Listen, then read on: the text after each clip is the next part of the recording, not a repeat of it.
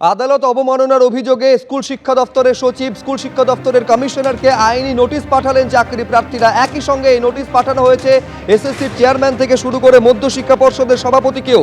এই বলা হয়েছে, নোটিশে বলা হয়েছে যে সুপ্রিম কোর্টের নির্দেশকে ইচ্ছাকৃতভাবে অবমাননা করা হয়েছে। শুরু হয়নি টাকা ফেরতের প্রক্রিয়া, ওএমআর প্রকাশিত হয়নি, যোগ্যদের সঙ্গে অযোগ্যদেরও নিয়োগে অংশ নেওয়ার সুযোগ দেওয়া হয়েছে বলে অভিযোগ। 2016 বিধি অমান্য করে 2025 নিয়োগ সংক্রান্ত বিধি জারি করা হয়েছে। নতুন নিয়োগ বিধিতে সুপ্রিম কোর্টের নির্দেশকে অমান্য করা হয়েছে। এই অভিযোগে আদালত অবমাননা নোটিশ পাঠানো হয়েছে।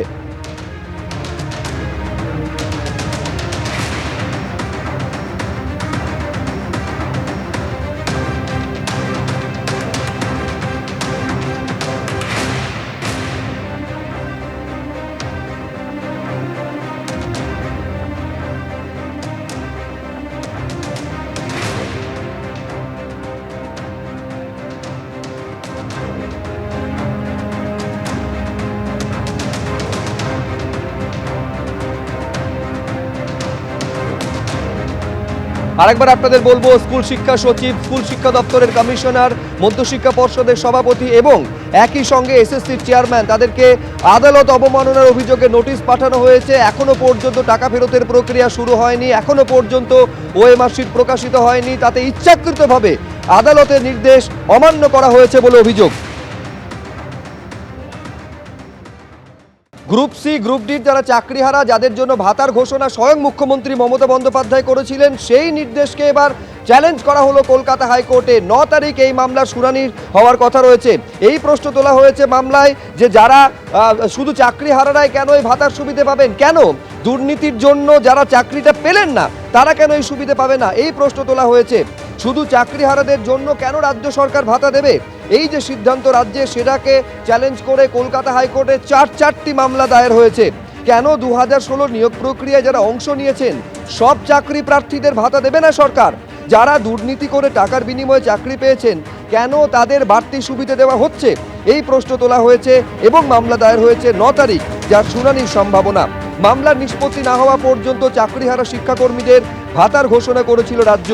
গ্রুপ ডির জন্য 20,000 এবং গ্রুপ সি কর্মীদের জন্য 25,000 টাকা ভাতা দেওয়ার ঘোষণা করেন মুখ্যমন্ত্রী।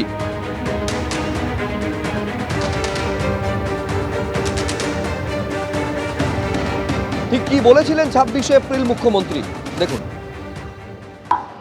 এই অবস্থায় লেবার ডিপার্টমেন্ট থেকে আমরা সোশ্যাল সিকিউরিটি স্কিমের মাধ্যমে যারা গ্রুপ ডি আছেন তাদের 20,000 টাকা এবং যারা গ্রুপ সি আছেন তাদের 25,000 টাকা করে দেব, যতক্ষণ পর্যন্ত ফয়সালা না হচ্ছে। তাদের একটা 25,000 টাকা করে, আর গ্রুপ ডি যারা আছে তাদের 20,000 টাকা করে।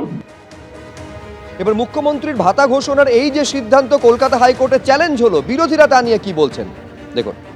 2016 সালের পরীক্ষায় যেভাবে নম্বর বিভাজন ছিল, এবারের নোটিফিকেশন সেটাকে উল্লঙ্ঘন করা হয়েছে।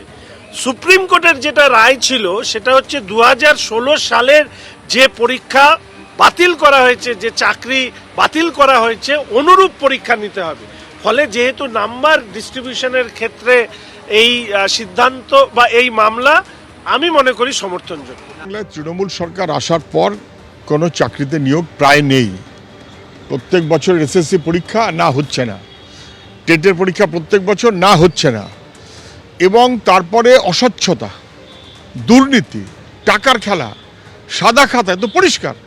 এবং কোর্ট বারে বারে বলেছে যে যোগ্য অযোগ্য বাছাই করতে, যোগ্য অযোগ্য মানে স্বচ্ছ এবং দুর্নীতিগ্রস্ত বাছাই করতে।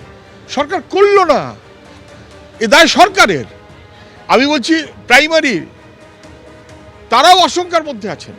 এবং তখন মুখ্যমন্ত্রীকে বারবার বলেছিলাম, অন্তত দয়া করে মুখ্যমন্ত্রী প্রাইমারিতে যে চাকরি নিয়ে যে কেস চলছে তার যোগ্য অযোগ্য বাছাইটা করে দিন, যাতে যোগ্যরা অন্তত টিকে যায়।